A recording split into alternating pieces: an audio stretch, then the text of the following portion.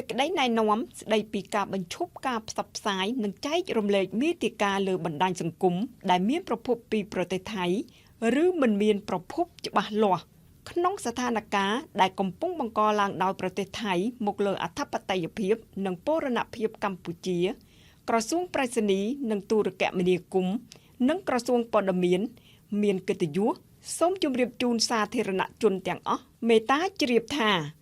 ការចូលទៅបញ្ចេញមតិ comment ចែករំលែក share ឬចុចប្រតិកម្ម react នៅលើអត្ថបទរូបថតរូបភាពវីដេអូ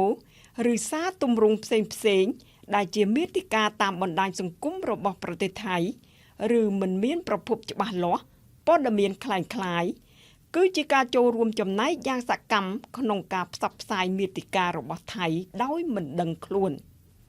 ក្រសួងប្រៃសណីនិងទូរគមនាគមន៍និងក្រសួងព័ត៌មានសូមបញ្ជាក់ជូនថា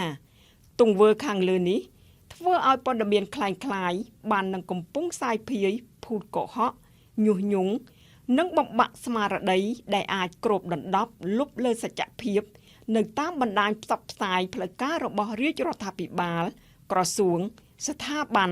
និងសារព័ត៌មានផ្លូវការរបស់កម្ពុជាទន្ទឹមនេះបច្ចេកវិទ្យាបញ្ញាសិប្បនិម្មិតនៃ Chat GPT និង Gemini ដែលបាននឹងកំពុងទាញយកព័ត៌មានទាំងនោះទៅប្រើប្រាស់និងចែករំលែកកាន់តែច្រើនដែលធ្វើឲ្យពិភពលោកយល់ច្រឡំថាជាព័ត៌មានពិតខណៈដែលព័ត៌មានទាំងនោះកំពុងតែត្រូវបានប្រើប្រាស់ដើម្បីបិទបាំងទង្វើឈ្លានពានយ៉ាងកម្រោលរបស់ថៃមកលើដែនអធិបតេយ្យភាពរបស់កម្ពុជាក្នុងន័យនេះក្រសួងប្រៃសណីនិងទូរគមនាគមន៍និងក្រសួងព័ត៌មាន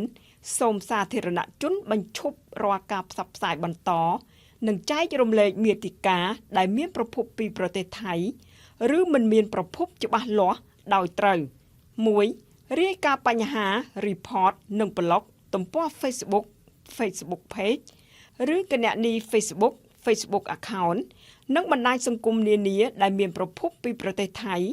ឬមិនមានប្រភពច្បាស់លាស់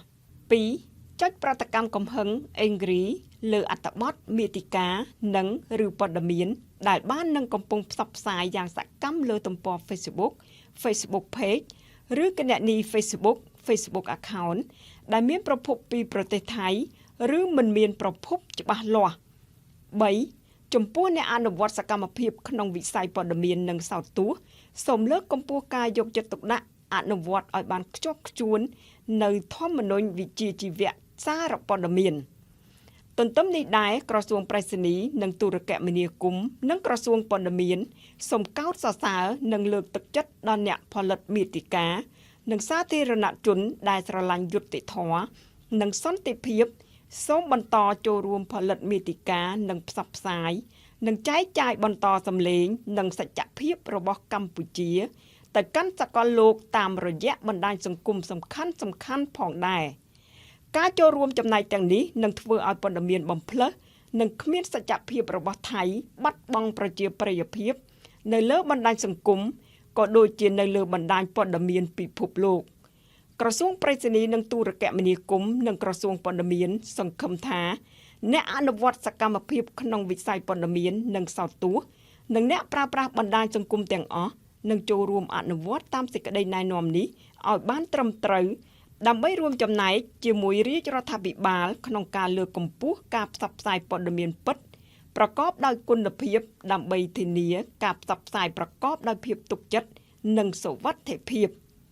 ថ្ងៃអង្គារ4កើតខែបុស្សឆ្នាំម្សាញ់សប្បដស័កពុទ្ធសករាជ2569រាជធានីភ្នំពេញថ្ងៃទី23ខែធ្នូឆ្នាំ2025ប្រថាប់ត្រាក្រសួងប្រៃសណីនិងទូរគមនាគមន៍និងក្រសួងព័ត៌មាន